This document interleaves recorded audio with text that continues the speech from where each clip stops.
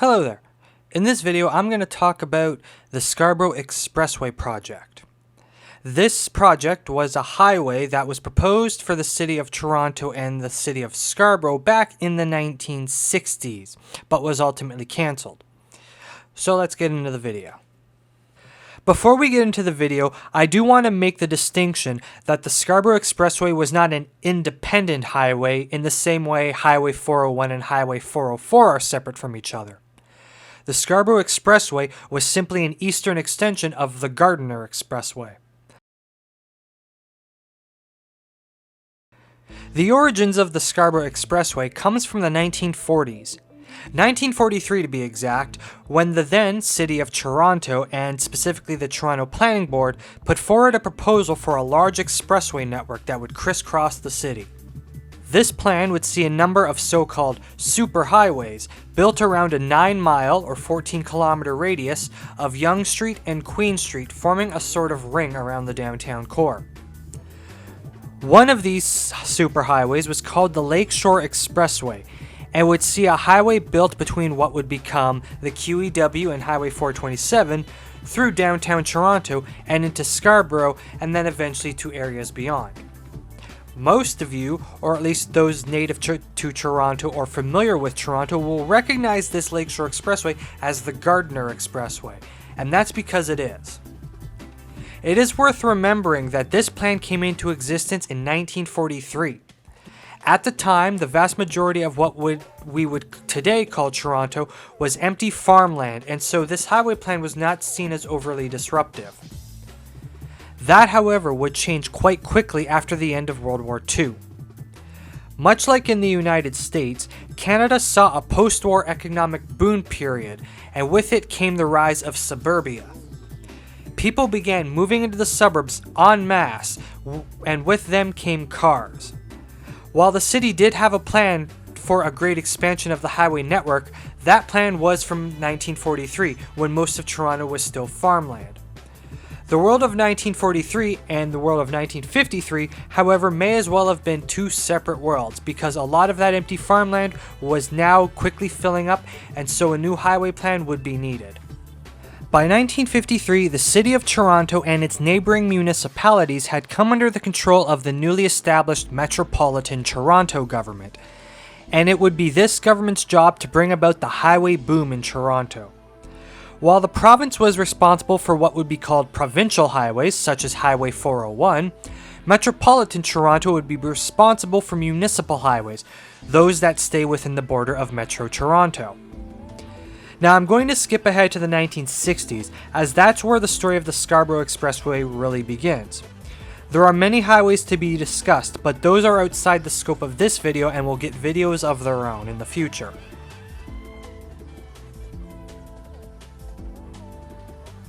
By 1965, the Gardiner Expressway had been completed, running from South Kingsway in the west to the Don Valley Parkway in the east. Now I know what you're thinking right now. The Gardiner Expressway goes from Highway 427, and today you would be right. However, back in 1965, the Gardiner only went as far as South Kingsway. Everything west of that to the 427 was part of the QEW and thus owned by the province. The city didn't gain ownership of this stretch of the highway until it was downloaded onto the city on April 1st, 1997 by the Mike Harris Conservatives. So, prior to 1997, the second you crossed South Kingsway, you were on a completely different highway, legally speaking. Regardless of that little technicality, however, over in the east, where the Gardiner meets the Don Valley Parkway, a short stub of the Gardiner extended further east to Leslie Street. This stub would be the basis for what was hoped to one day be the Scarborough Expressway. In 1967, Metro Toronto Council approved the first phase of the eastern extension of the Gardiner Expressway, with this stretch running from Leslie Street to Birchmount Road. This first phase was to be constructed at the same time as the proposed Allen/Spadina Expressway after 1969. However, after much debate and budget restraints, the project was delayed until 1975, when the Allen Expressway was believed to be finished. The first phase of the project would see the highway begin at the Gardiner Expressway stub at Leslie Street and continued on an elevated structure to Coxwell Avenue. From here, the road would swing north and descend to surface level and follow the east side of Coxwell Avenue at grade to meet the CN rail tracks, today GO's Lakeshore East Line. The highway would then turn east and follow the railway tracks east to Birchmount Road, with the eastbound lanes on the south side of the tracks and the westbound lanes on the north side of the tracks. The second phase of the highway would see it continue along the railway tracks deep into Scarborough to a point just east of Mance Road. From here, the route would swing north and link up with Highway 2A just east of Morningside Avenue, and from there connect to Highway 401. Highway 2A itself is a bit of a curiosity, as it is what remains of the original Highway 401 alignment. Highway 401 was realigned to its current alignment in the 1950s as part of the Toronto Bypass Project. Highway 2A was formerly owned by the provincial government, however it was eventually transferred to the city. The highway itself remains completely unaltered from its original state when it opened in 1947, bearing obvious road level resurfacing. The highway doesn't even have lights, so it's a very unique piece of infrastructure given its short length and the fact that it is an unlit highway in the middle of the city. It was expected that Highway 2A would be absorbed into the Gardiner extension and become part of the Gardiner Expressway with the completion of the extension. By 1969, Metro Toronto had acquired approximately 60% of the required land for the highway, although no construction had begun yet. Most of this land was from the CN Railway lands, although many homes and businesses were also caught up in the project. This project would see 1,200 homes demolished to make way for the highway. While the Scarborough Expressway project wasn't supposed to start construction until the late 1970s, this timeline changed when a large portion of the Allen Expressway project was cancelled. This cancellation would see the construction start date of the Scarborough Expressway moved up to 1971. However, due to the fierce opposition going on with the Allen Expressway project, the Ontario Municipal Board had halted all further land acquisitions on the project, although left the door open to appeal by Metro Toronto. Construction was set to begin on the elevated segment of the road between Leslie Street and Coxwell Avenue in 1972, when the project received federal support, with further sections of the highway to Woodbine Avenue and then Birchmount Avenue following after in that order. This, however, would not happen, as Metro Toronto would face fierce opposition from residents of the Beaches neighborhood who objected to the highway project, citing the loss of 1,200 homes and the Williamson Park Ravine. Many of the homes impacted by the construction were not impacted due to the road itself, but instead due to the interchanges. By this point, Metro Toronto had already faced a storm of opposition with the Allen Expressway project, which ultimately saw a large chunk of that project cancelled. And instead of trying to fight this battle again, Metro Toronto instead ordered a review of the Scarborough Expressway project. This would delay construction of the project to at least 1974.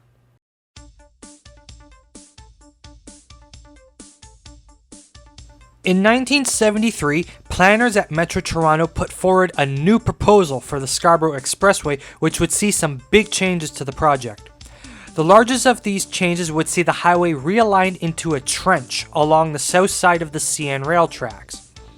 As well, the highway would now start just east of the Don Valley Parkway instead of at Leslie Street, with the highway now following the CN rail tracks from the start. This would eliminate the originally planned elevated segment between Leslie Street and Coxwell Avenue, as well as the short surface level segment along Coxwell itself. The plan also called for the interchanges to be streamlined into basic four-way intersections instead of the large interchanges in the old plan. This would be facilitated by the entire highway being aligned on the south side of the tracks instead of being split by them like in the old plan. Sections of the highway would also be decked over to allow for park space above the highway, and other things such as extensive landscaping and bike lanes on roads would be provided to make the highway as unobtrusive as possible. This plan also proposed two possible alignments to connect to Highway 401. The first being the previous plan, which would follow Mance Road to Highway 2A. A new alignment, however, was also proposed, which would see the highway merge with Kingston Road and thus follow Kingston Road to Highway 2A. This alignment was the preferred proposal as it would require no expropriations, although it would mean converting Kingston Road into a full highway.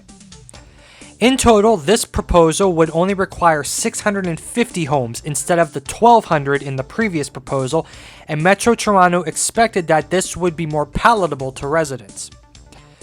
Then Chairman of Metro Council, Paul Godfrey, wanted construction on the first segment between the Gardiner Expressway and Birchmount Avenue to begin in March of 1974. If this new alignment was approved, then Metro Council would appeal to the Ontario Municipal Board to allow the continued acquisition of property for the highway beyond Birchmount. Despite the new proposal, the project was still met with opposition from residents of the Beaches neighborhood, who would form a group called 4 Ward 9, which was led by then Toronto City Councillor Dorothy Thomas. This group would threaten to go to Premier Bill Davis to get him to cancel this project, just as he did with the Gardiner Expressway project. Metro Toronto, on the other hand, insisted that this project was necessary to help link downtown Toronto to the proposed international airport in Pickering, as well as the proposed East Metro Freeway.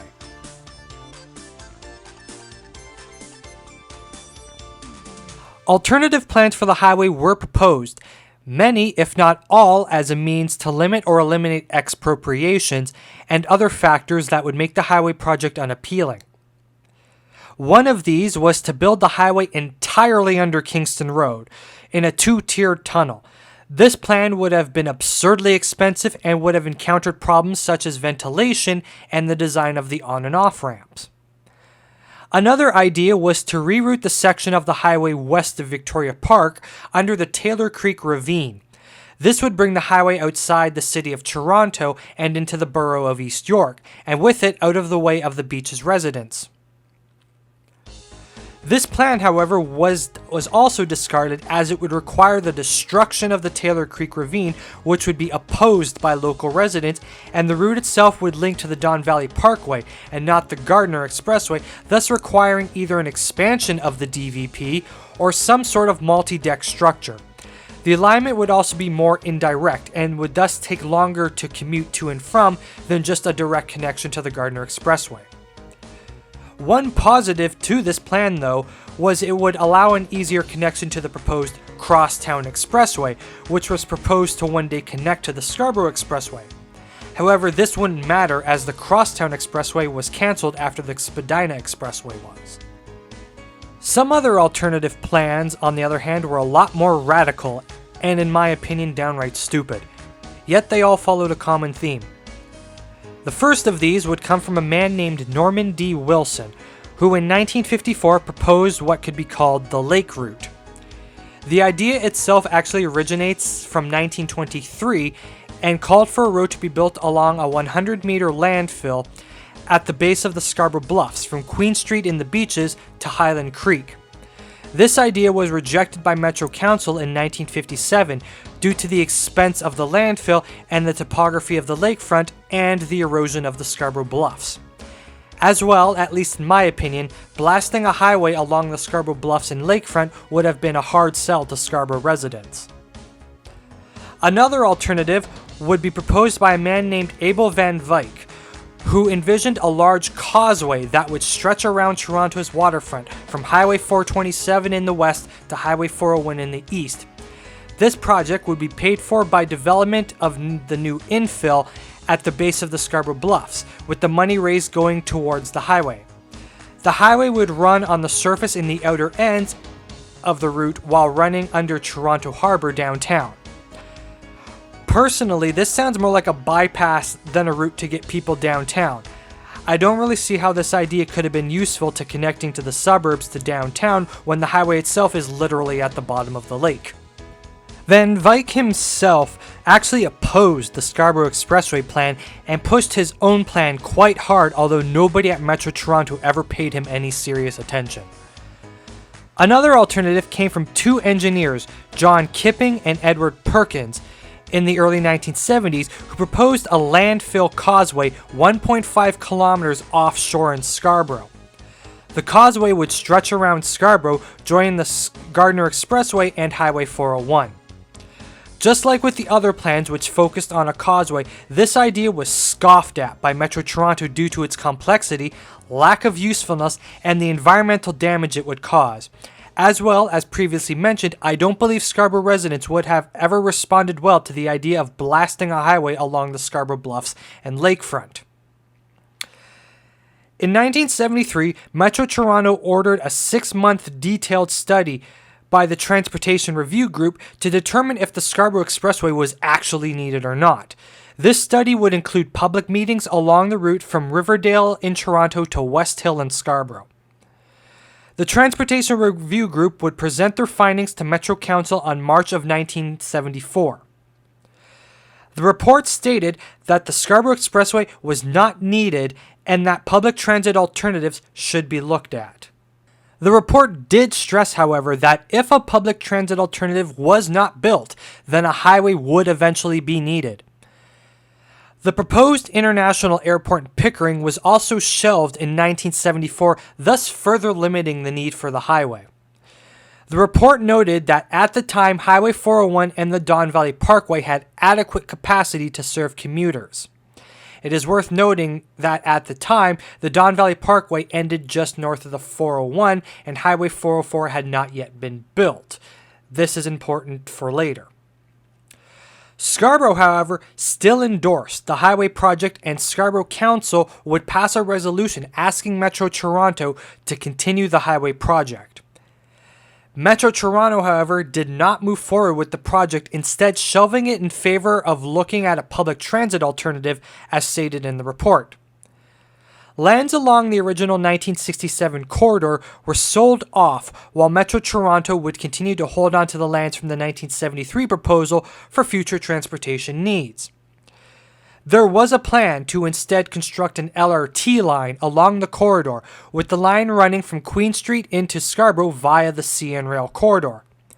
A branch of the line would head to the Scarborough Town Centre, while another would head to Morningside Avenue. I won't go into detail about this since it deserves its own video, so expect an addendum video in the next couple days about it.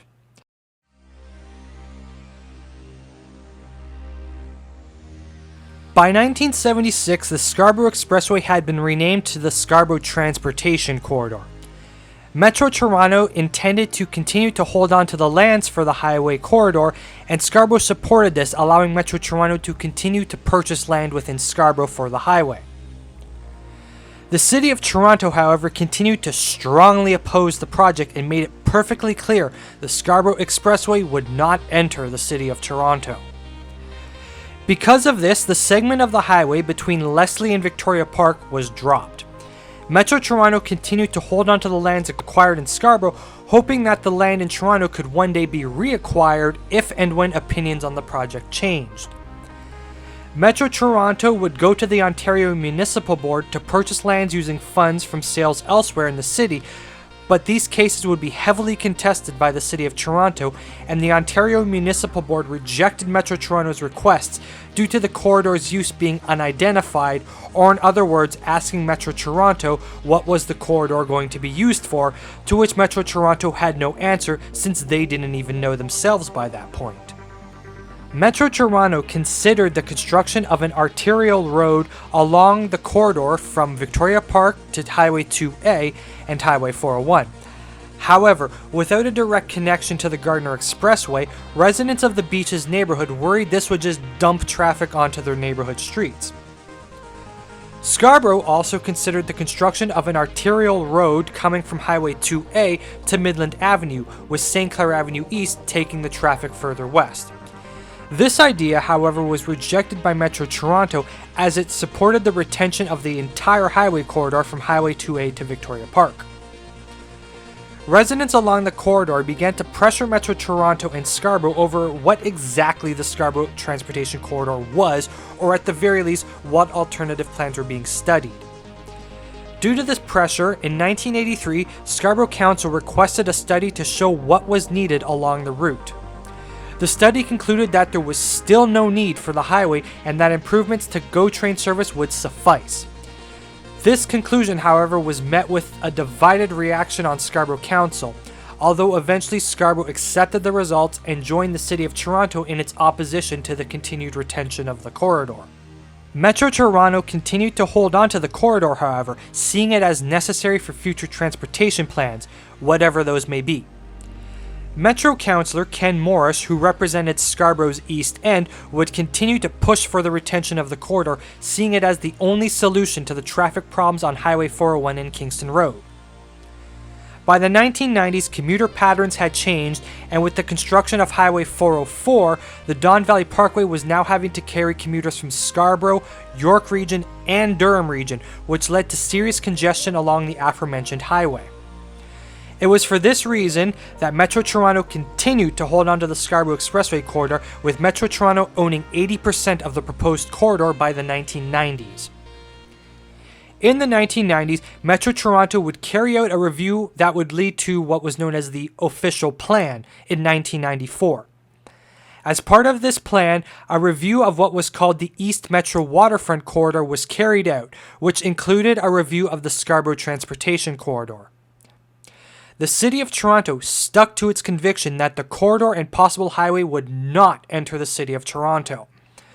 The report would also state that any sort of roadway that terminates only at Midland or Victoria Park would be useless to Metro Toronto, and thus concluded the Scarborough Transportation Corridor should be dropped entirely. Instead, the report stated that Kingston Road should be extended from its current terminus to Lakeshore Boulevard, thus creating a single arterial road from Scarborough into Toronto. It also recommended that Danforth Road be extended to Gerrard Street, creating another arterial road into Toronto from Scarborough. Improvements to GO service were also recommended. This report was hotly debated by Metro Council, with Scarborough Councillor Ken Morse putting forward a motion to retain the Scarborough Transportation Corridor. This motion, however, was defeated by 7 votes. On June 1, 1994, Metro Toronto adopted the Official Plan, and with it, the Scarborough Transportation Corridor was dissolved. Lands within the City of Toronto for the Scarborough Expressway were sold off, and the City of Scarborough would declare their portion of the corridor a special study area. Planners would then decide what to do with the lands, which included everything from housing to parks to roads to bike lanes. In 1996, Metro Toronto would also begin to sell off its portion of the land and properties. The final and ultimate end to the Scarborough Expressway saga would come in 2001, when the segment of the Gardiner Expressway between the Don Valley Parkway and Leslie was torn down. This stub was built to one day be extended into Scarborough. This extension, however, would never come.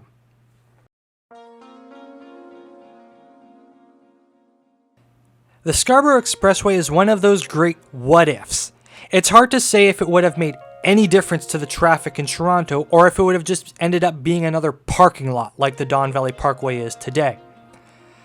Obviously, conventional wisdom from those in the urban planning field would say yes, pointing to the induced demand phenomena, and I would be inclined to agree, although maybe not in the way you would expect.